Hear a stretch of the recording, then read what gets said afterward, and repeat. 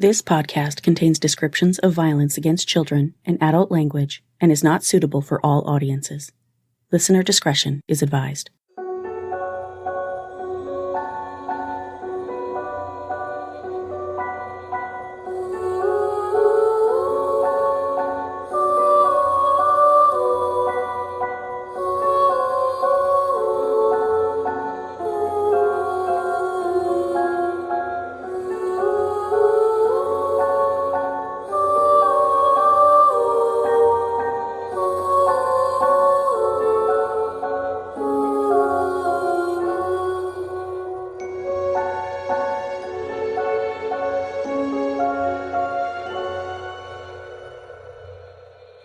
Hi everyone, and welcome to Suffer the Little Children, the true crime podcast giving voices back to the victims of child abuse and shining a harsh spotlight on the parents, guardians, and caretakers who silence them.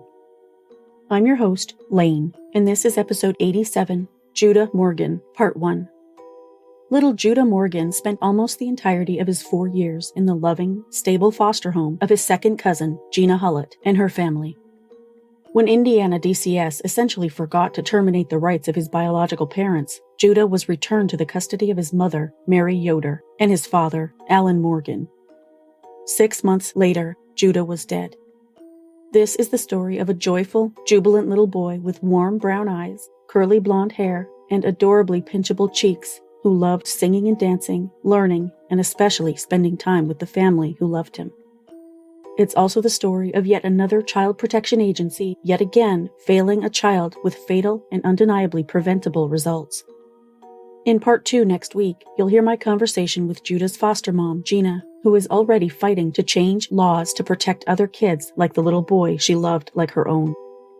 This is Part 1 of the infuriating story of Judah Morgan. Before I get into Judah's story, I'd like to take a moment to thank my newest patrons, Lindsay C. from Christiansburg, Ohio, Daniel K. from Long Beach, California, and Janie from Whoville. Thank you all so much for your pledges and for helping me get closer to my goal. I'm running a little behind on releasing a Patreon-exclusive bonus minisode, but I should have it out this week. Thank you for all your patience. Now I'm going to tell you about a precious, much-loved little boy named Judah.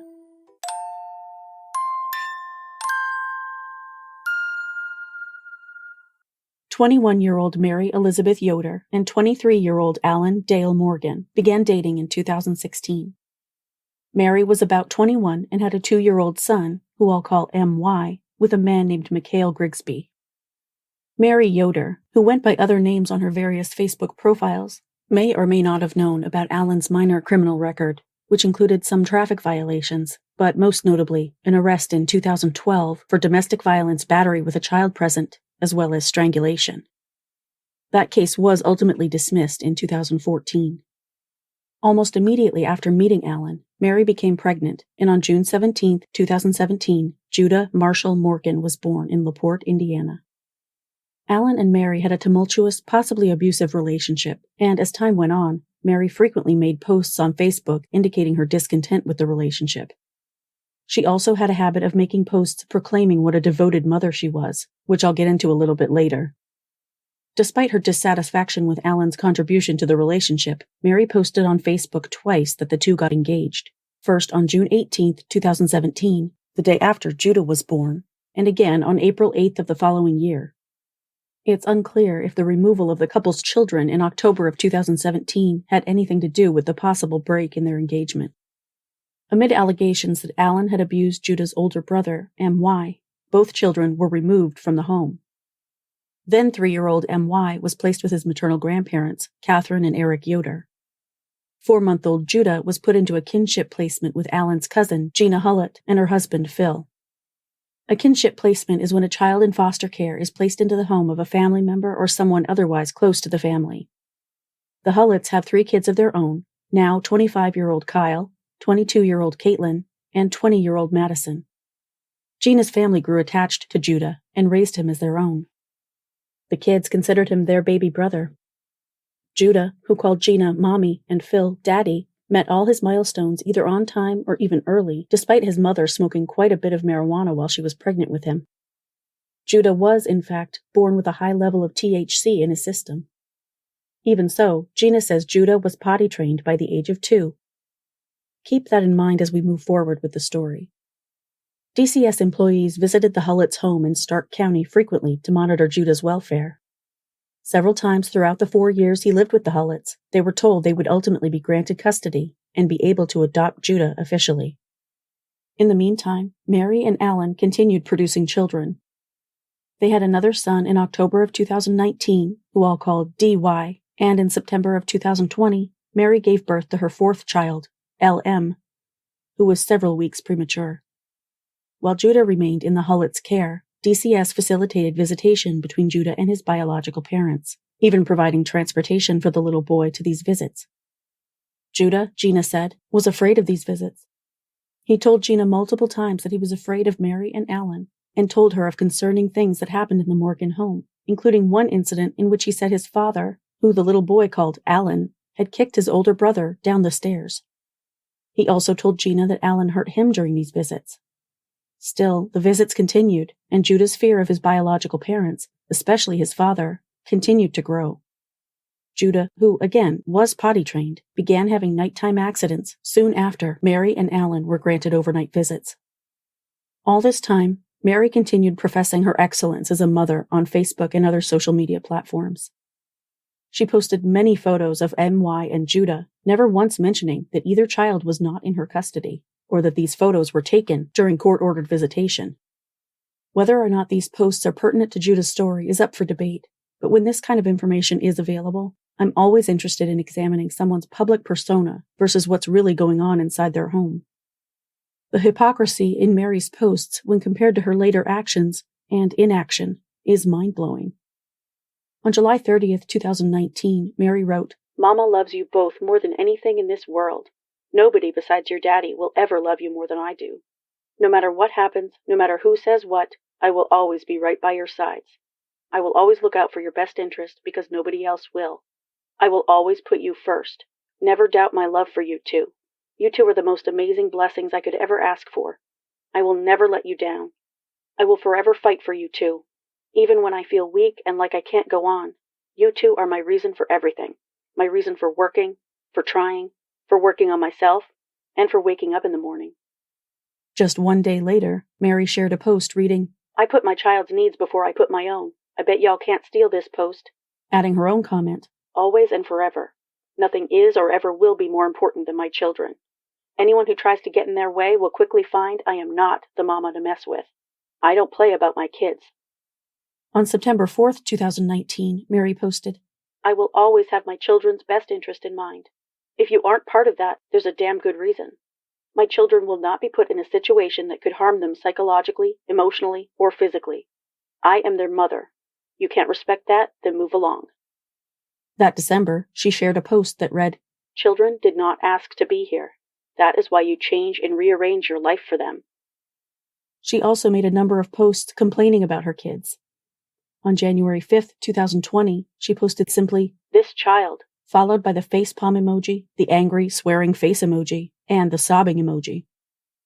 A week later, she posted, "Here we go again. Yeah, I'm never having another kid. Anyone have baby fever? Take this kid for an hour and that'll be fixed." On January 17th, 2020, Mary posted, seemingly out of the blue, "Jesse and Alan Morgan are both disgusting pedophiles.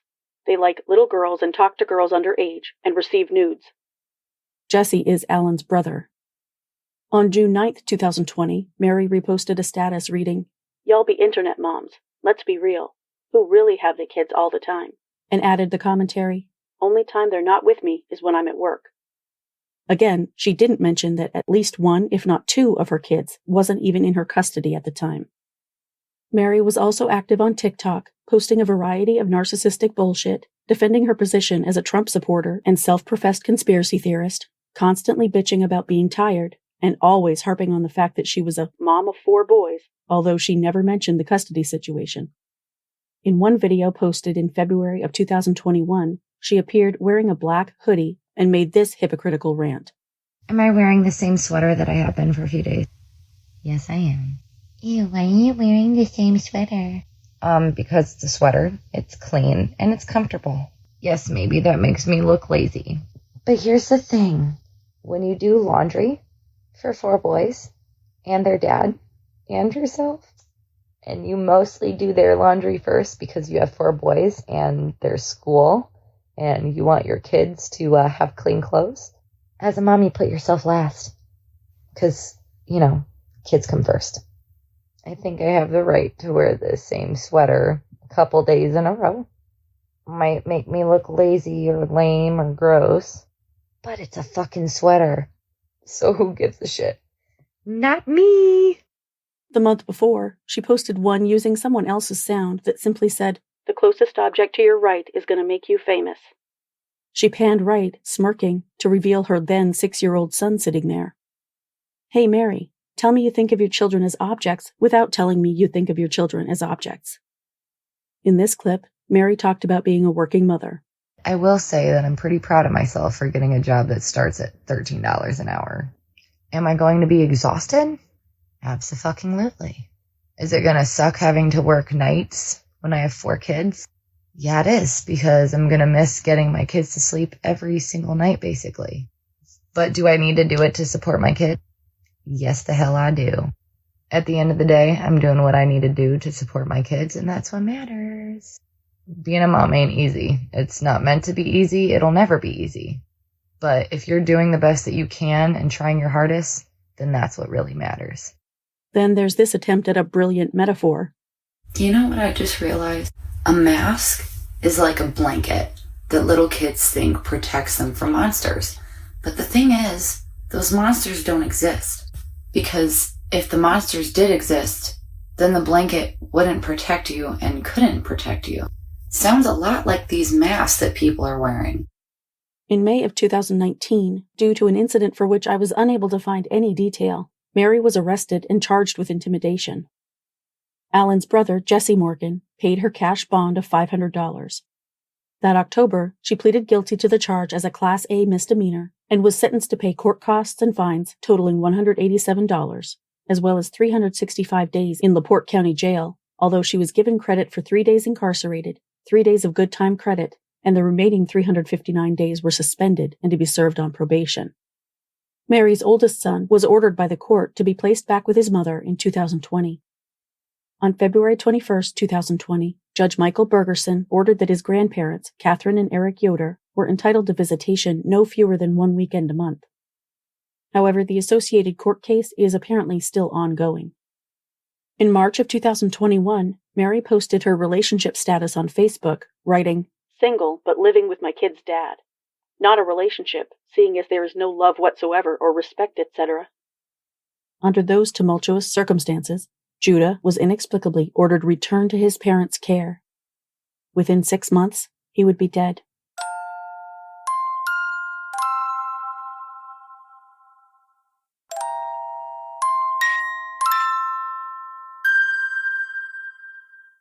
You may wonder how such a thing may have happened. That would be fair, and you wouldn't be the only one. The answer is as infuriating as it is disappointing. Judah was returned to his biological parents due to straight-up negligence on the part of DCS by failing to file a petition to terminate Alan and Mary's parental rights. Under Indiana Legal Code 3135 3.57, there are 2 grounds by which the court will terminate a parent's rights. The first is if there is clear and convincing evidence that the allegations made in the initial petition for termination are true. The second is if the termination of the parent-child relationship is in the best interests of the child. The biological parents can agree to the termination, or the court may order mandatory termination without their consent. To have a parent's rights terminated, the claimant has to prove, first, that the parent and child have been separated for at least 6 months by court order. Second, that the court has found it unnecessary to expend reasonable effort toward reunification. And third, that the child has been under the supervision of the Office of Family and Children for at least 15 out of the last 22 months. Judah met all of these criteria, having lived with the Hulletts for almost 4 years. DCS should have filed a termination of parental rights, or TPR, petition by 2019 at the latest, but for some unknown reason, they just didn't. They told Gina they would file it in 2020, but in June of that year, a DCS manager apologized to Gina, saying the department had planned to file for termination of Mary and Alan's parental rights, but someone dropped the ball. Gina said, He said all he could do was say he was sorry. As a result of DCS failing to file a simple petition that was more than justified based on the clear principles of Indiana law, in April of 2021, Judah was returned to the home of Mary Yoder and Alan Morgan for a 6-month trial visit. Mary, Alan, and their 4 children lived in Hamlet, a town of about 800 people in rural LaPorte County. Their small 3-bedroom house with light green siding and dark green trim was located off County Road 6, east of Kingford Heights. Gina said DCS assured her, "If anything happened, if they messed up, I was supposed to get Judah back." She was also assured that the agency would perform frequent, regular home visits to ascertain Judah's well-being, and that a bonding assessment would be performed. Neither of those things took place. Very few, if any, home visits took place at all, despite the fact that Judah's caseworker lived 4 doors down from the Morgan home. Despite Mary's promises to the contrary, the custody transfer in April was the last time Gina and her family saw Judah alive. On May 24, 2021, Mary posted on Facebook, "I will not have dramatic people or toxicity around my children. If you're not around my children, either you've proven you don't care, or you're toxic and not a healthy role model for my child." It's not clear to whom that caustic message was directed. Also in May, Mary posted a video to TikTok proclaiming Judah's love for the controversial rapper Machine Gun Kelly, who is known for, among other things, sexualizing minors and spitting vodka into a fan's mouth at a concert. Okay, TikTok, I need you guys to do your thing. What's your favorite song? Who's that by? Who's your favorite person? Need I say more? My son loves MGK. Okay, he wants to be him for Halloween. He wants his whole birthday, his 4th birthday, by the way, to be themed after MGK. He wants to meet him. He sings all of his songs all day, every day. He wants to watch his music videos more than he wants to watch any kid's show or movie. That's all he wants, all the time, is MGK. So if you guys can manage to get MGK to see this, I don't know nothing. That would be great. That would make my son's life. 2 days after that video was filmed, Judah had 2 black eyes, although Gina did not learn of this until after Judah's death. On July 31, 2021, Alan was arrested on a number of charges, including operating while intoxicated, endangering a person, possession of marijuana and of drug paraphernalia, operating with a Schedule 1 or 2 controlled substance, reckless driving, and felony resisting arrest. Now prepare to see red. When Gina caught wind of her cousin's arrest, she reached out to a caseworker to ask if it would affect Judah's placement. Remember, she had been told that if Mary and Alan messed up, she would get Judah back. Surely this was a big enough screw-up to prove Judah belonged elsewhere, right? Apparently not. According to Gina, "They told me, essentially, it was none of my business." Inside the Morgan house, things went downhill horrifically fast. It's unknown when Alan and Mary began abusing Judah, but on September 20th, Mary had a text conversation with an unnamed person in which she wrote, "Shit, I need to find an adoptive family for this fucking dumb shit too, 'cause he needs to fucking go somewhere." When asked who she was referring to, Mary replied, "Judah." She also wrote, "Well, it would be a lot easier if I didn't have a 4-year-old that fucks up my entire house. Like, I'm not even kidding with you, it's not an over-exaggeration to say that he has my entire house smelling like straight piss and it's disgusting. And it's not that he's incapable of going to the bathroom because he knows full fucking well how to use the bathroom by himself. He's just doing it to be a fucking asshole. Like, he doesn't care if he pisses all over himself and ruins all of the clothes and the beds and the blankets and everything. He doesn't give a shit. As long as he's being an asshole and pissing people off, he's happy. And I'm fucking tired of it, because to be honest with you, I never wanted him to come home anyway, because I always had an issue with him." That text conversation has since been turned over to investigators. Meanwhile, Mary was, predictably, pregnant yet again. Fortunately, the couple did not plan to keep the baby. Mary reached out to a friend via text in July, writing, "Hey, can I ask you kind of a personal question? It's about adoption. I'm 7 months pregnant with my 5th, and I just can't do it again. I love my children, but financially and for my mental and physical self, it's not something I think would be good." You have to wonder if Mary or Alan ever went through sex education or learned what birth control was. On Saturday, October 9th, Mary went to the hospital to give birth to her fifth child, whose adoption had already been prearranged. In doing so, she left her 4 boys in the so-called care of Alan Morgan. The following day, Sunday, October 10th, while Mary was still in the hospital, Alan called his brother, Jesse, upset because it was his son's 2nd birthday and he had no money to do anything for him. Jesse brought over a cake and presents for the little guy, and they had a tiny party with just Alan, Jesse, 7-year-old MY, 2-year-old DY, and 1-year-old LM. Judah was nowhere to be seen. Earlier, Alan told Jesse via Facebook Messenger that Judah was with a friend of Mary's since before Mary went to the hospital, supposedly so Alan wouldn't be overwhelmed with all the kids. Judah was not with a friend. He was in the home. Whether he was still alive or not is unknown at this time. By early the next morning, he wouldn't be.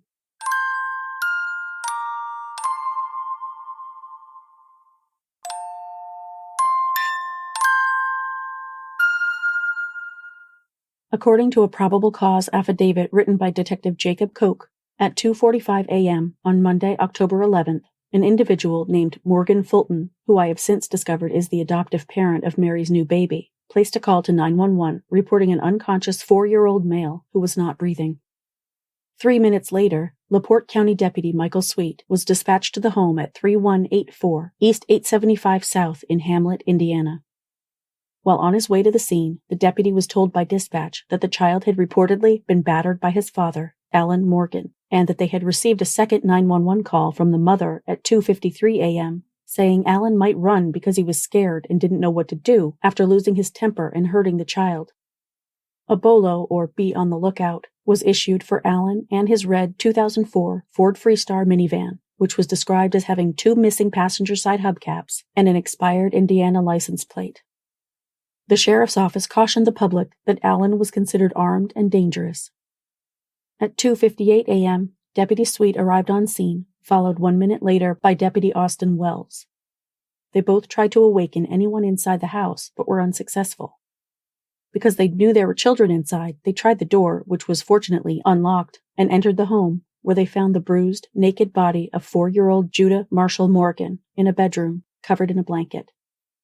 Deputy Wells checked for a pulse, but couldn't find one, and noted that Judah was cool to the touch and, in addition to bruises all over his little body, had bruises and red marks near and on his face and head. The deputies then checked on the other 3 children, ages 7, 2, and 1, who were found and taken to an ambulance, but they were unable to locate any adults, let alone suspects. They established a crime scene and contacted the Criminal Investigative Division, which dispatched multiple detectives. Judah was pronounced dead at 3:57 a.m. Just before 5:30 a.m., armed with a search warrant, detectives entered the home to search. I'll read directly from the affidavit here. The exterior of the residence was observed to be riddled with garbage. The interior of the residence was in disarray, with clothing, garbage, rotting food, and animal fecal matter strewn about. A strong, pungent odor of urine and rotting food permeated the senses while inside the residence. The fridge in the kitchen was also discovered to have a cord attached to a key-style lock, preventing anyone from opening it. Additionally, I noticed 2 cats walking throughout the interior of the home. A dog was also located in a small area near the kitchen at the top of the basement stairs.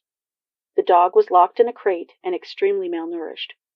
The crate was approximately 3 feet wide by 2 feet tall. The bottom of the crate had matted down hair and what appeared to be urine and fecal matter within. As detectives made their way to the basement, they observed it was cold and dark with no working lights. Several pieces of silver and camouflage duct tape was strewn about the basement area.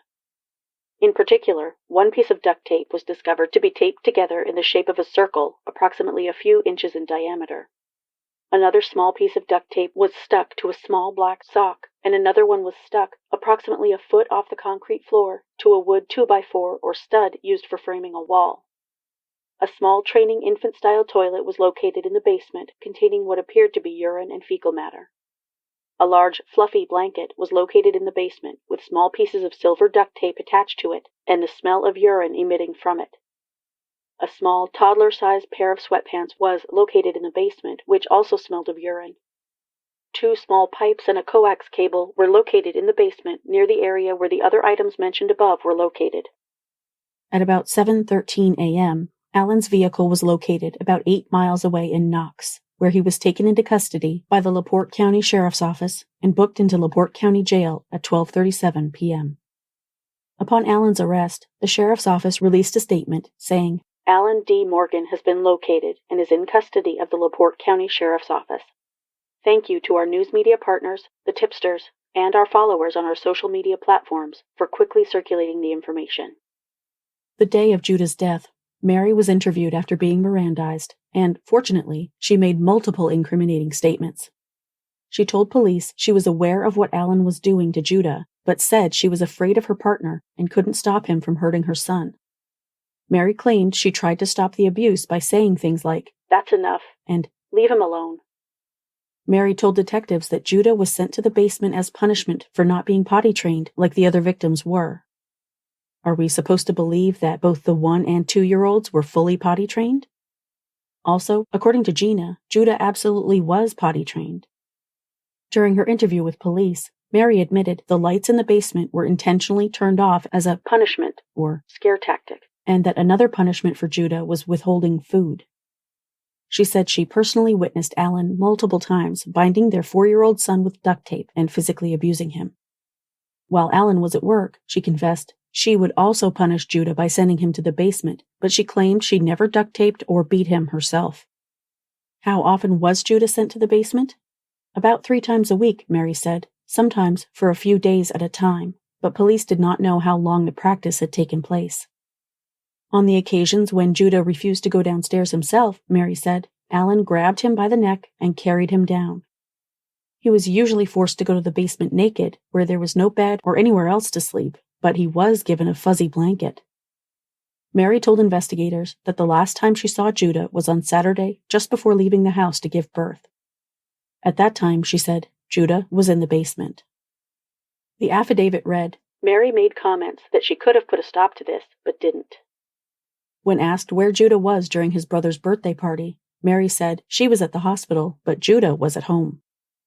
Judah's older brother, M.Y., was forensically interviewed at the Dunebrook Child Advocacy Center, where he disclosed that he had seen both Mary and Allen forcibly take Judah to the basement, both together and separately. He said he often heard his parents yelling and arguing while in the basement with Judah, as well as hearing the skin-to-skin sounds of someone being abused. He said he had seen Allen hit Judah with his hands.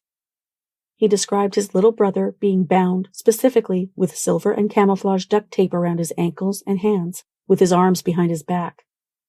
During this interview, M.Y. was asked where Judah was during D.Y.'s birthday party on Sunday.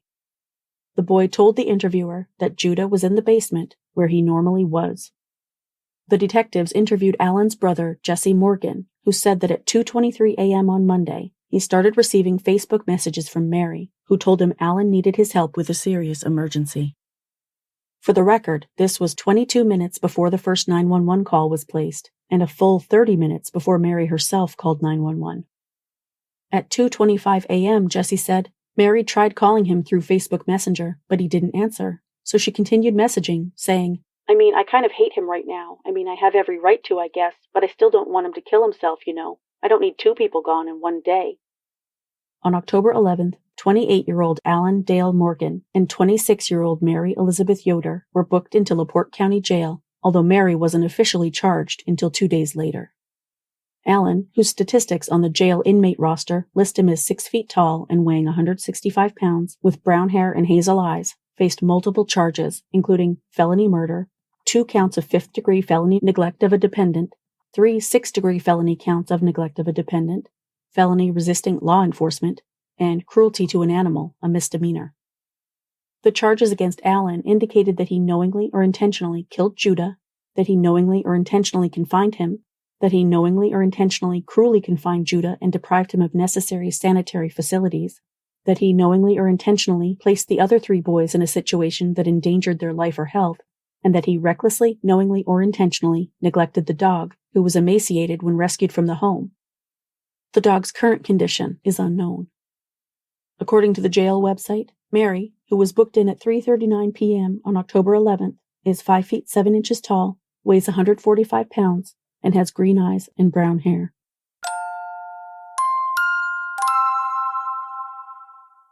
The day of Judah's death, Gina said, "He was an angel. He was very, very bright. He was very happy, energetic. I was kind of already mourning, but I kept hoping that we'd see him again.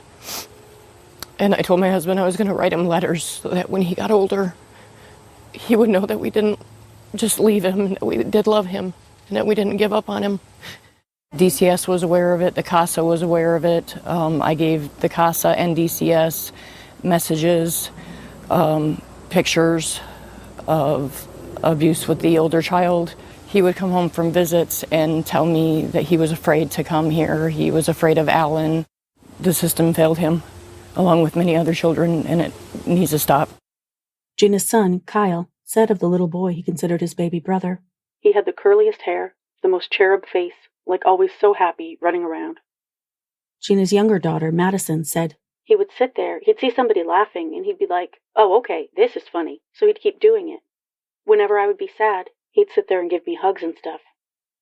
Regarding what the family hoped to do moving forward, Kyle said, "We know we can't bring him back, obviously, at this point, but help other people who've been through something similar and not allow this to continue to happen because it happens every day. It's despicable." The same day, Gina posted on Facebook, "Today is the worst day in my life. This should never have happened, and LaPorte County DCS I'm holding accountable. We raised this beautiful boy for the first 3 years of his life, and they gave him back to his parents, and now he's gone. His POS father killed him last night. I don't know if I can make it through this. Judah, we love you, baby boy. If there is a God, please take care of him." Judah's autopsy was conducted on Tuesday, October 12th at the Franciscan Health Michigan City campus. The pathologist determined his cause of death was blunt force trauma, causing a massive subdural hematoma. In my non-medical, completely non-professional opinion, Judah was probably abused for most, if not all of the time he was in Alan and Mary's home. They had no bond with him, as he was taken essentially at birth, and him coming back into their lives meant DCS was going to be involved, in theory. They probably resented him for this reason. Mary was already overwhelmed with 3 other kids and 1 on the way, as evidenced by her constant Facebook posting asking someone to come take this baby, and her countless TikToks about how hard it was to be a mom of 4 boys. Regardless of the reason, it is clear the couple chose Judah to be the target of their anger and frustration. Deputy Prosecuting Attorney for the state of Indiana, Juliana K. Havens, has already notified the court that if Alan Morgan is convicted of his murder charge, she intends to seek a life sentence due to the aggravating factor of Judah being under 12 years of age. The effects of Judah's murder spread beyond his immediate family. On October 13th, Alan's mom, Stacy Sue Jambala, posted a meme on Facebook reading, "A grandmother thinks of her grandkids day and night. Even if they are not with her, they are always on her mind, in her heart, and forever in her prayers." To this, she added the comment, "But when you are cut out of their lives for trying to do the right thing, you can no longer try to protect them." Alan's brother, Jesse, gave an interview to a news station, saying, "Really, that CPS failed here. Both parents are to blame, and so is CPS. Everybody that knows my brother all said, no, it couldn't have been him. And it turns out it was. He would come to me and tell me, put me in the sky. I want to fly in the sky." And I'd throw him. He was the sweetest kid you'll ever meet. We loved him. I don't think any of us have really come to terms with it or woke up from the nightmare. I've heard reports that upon finding my nephew, they were asked if they ever followed up and they refused to answer. That's the biggest failure. Also on October 13th, authorities requested warrants to search Mary's phone and Facebook accounts. Mary was charged the same day with first-degree felony neglect of a dependent resulting in death, fifth-degree felony neglect of a dependent, and 2 misdemeanors, including cruelty to an animal and failure to make a report. Her cash bond was set at $100,005. Both Alan and Mary were arraigned on Friday, October 15th, at which time not guilty pleas were entered for both, and each was given a court-appointed attorney. Alan will be represented by Deputy Public Defender Kurt Ernst. Since that date, Mary has retained private attorney Autumn Furch. Also at the arraignment hearing, Mary had the gall to ask for a reduced bond so she could attend Judah's funeral. The prosecutor objected, and so did the judge. When she was told the judge ordered both her and Alan to have no contact with her other children, Mary complained that in that case, her other children wouldn't be able to attend their own brother's funeral, since she planned to be there. The judge told Mary that her attendance at Judah's funeral would require a security detail to protect Mary from others, and others from her, at the ceremony, but if she could pay for the security detail, she could attend. Fortunately, Mary did not attend the ceremony. The funeral services were donated by the Lakeview Funeral Home and Crematorium. After the service, Judah was cremated, his ashes split between the Hullett family and his grandmother. In the Facebook group Justice for Judah, Gina's post was heartbreaking. I never in a million years thought that I would have to deal with receiving 2 small Ziploc bags with our baby boy in them, and splitting them equally and putting them in a necklace so he is close to our hearts was so damn difficult. At 6:30 p.m. on Sunday, October 17th, a vigil was held in memory of Judah at the Indiana State House. It was organized by the Indiana Foster and Adoptive Parents Resources and Advocacy Group, whose founder and CEO, Christy Cundiff, spoke to the news at the event, saying, "We need to fix this. We've lost a 4-year-old little boy at the hands of an abuser. He was murdered, tortured. We lost a little girl 2 weeks ago that was 2 years old from southern Indiana. And the Indiana Foster and Adoptive Parents continues to work with the governor and with the Senate and the House and DCS to pass laws to help DCS do their job better, and also to educate and advocate and support all the foster families that are caring for these children in our state." Immediately after Judah's death, Gina started getting in contact with government officials regarding what she considers changes that need to be made to the Adoption and Safe Families Act.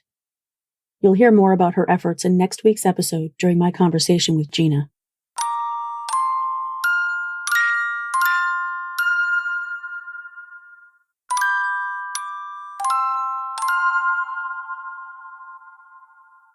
Interestingly, on Friday, October 29th, a search warrant was issued for Mary Yoder's DNA. I don't believe that's common when it comes to the charges Mary currently faces, so I have to wonder if those charges will be upgraded at some point. The next court date for both Alan and Mary is an omnibus hearing scheduled for January 7th, 2022. The jury trial for both is scheduled to begin on October 10th, 2022, but of course that could change during the next year. I'll continue following the case and post any updates to sufferthelittlechildrenblog.com. The case is still open, and anyone with information is encouraged to contact Detective Sergeant Brett Swanson by calling or texting 219-363-9623. There is a Change.org petition ongoing with the goal of holding DCS responsible for its failure in Judah's death. I'll include the link in the show notes for today's episode. I'll also include the link to the Hullett family's GoFundMe campaign, which is raising funds to be used toward hiring legal representation for the family, and for raising awareness of the failure of DCS to protect children. A benefit motorcycle ride organized by Alan's brother, Jesse Morgan, took place on Saturday, October 30th, during which a procession of motorcycles departed the Sonic in Michigan City and ended up at Stone Lake Beach in LaPorte. The Hullett family was not involved in that fundraiser and does not know how the proceeds will be used, although the flyer for the event stated the funds would be used to help the family with a memorial. A benefit lunch is scheduled to take place on December 4th, 2021 at the VFW in LaPorte, followed by a candlelight vigil at the LaPorte Courthouse.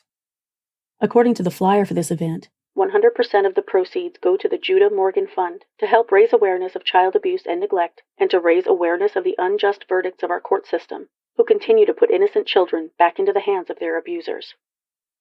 Now, as I like to do, I'll end this episode by talking about Judah. Judah had an infectious giggle and would get bashful when a pretty girl smiled at him. He was a jubilant boy who loved tractors, Garfield, his red tricycle, and uplifting others. According to his obituary, Judah was raised as a happy, beautiful, and energetic little boy. He was also bright and funny. Judah loved fruit and popcorn on family movie nights and playing with his siblings. At the young age of 18 months, he knew his right hand from his left hand. He was an intelligent child who learned very quickly and enjoyed teaching others about the things he knew. Judah loved hats and smiling for photos. He loved the family dogs, Thor and Willow, the park, jumping into puddles, and riding his bike. Judah loved to sing and dance, and some of his favorite shows were Paw Patrol, PJ Masks, and Magic School Bus. His favorite character was from the movie Cars, Lightning McQueen. Judah's big brown eyes, bright smile, and beautiful curly blonde hair caught everyone's attention wherever he went. He was the most wonderful gift to everyone who met him, and a sweet boy who was loved by many. His mommy, Gina, told the NWI Times, he was a bright, happy, energetic little boy. He was loving. He cared about everybody.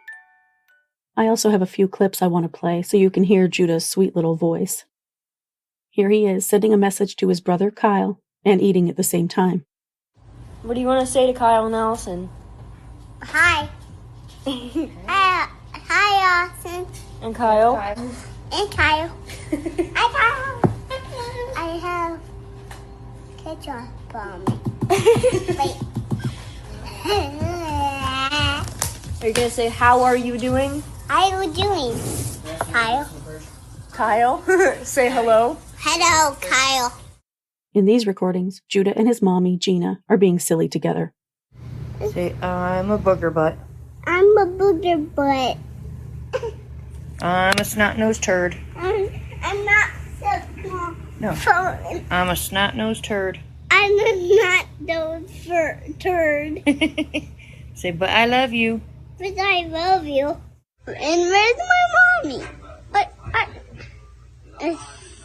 Here's your mommy. Here's your mommy.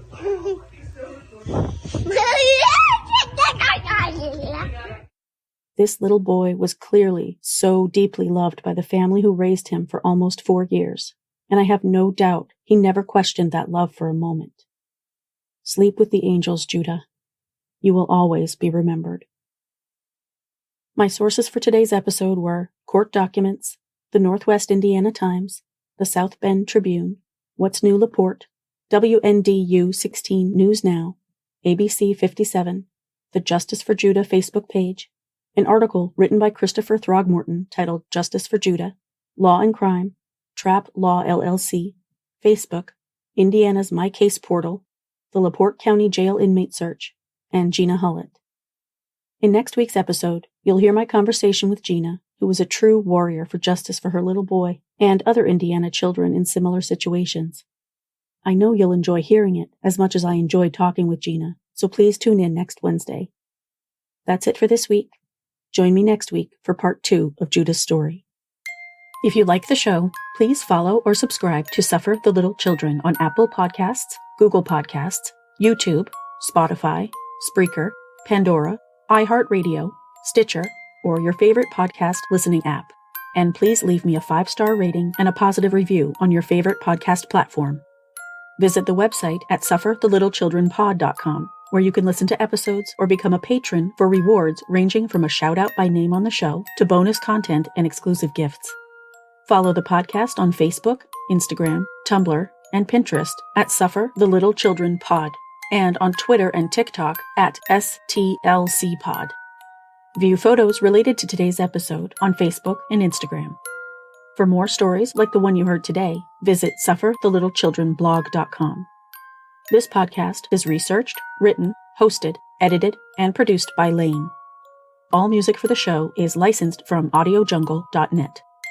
Email tips, comments, questions, or case suggestions to sufferthelittlechildren.pod@gmail.com.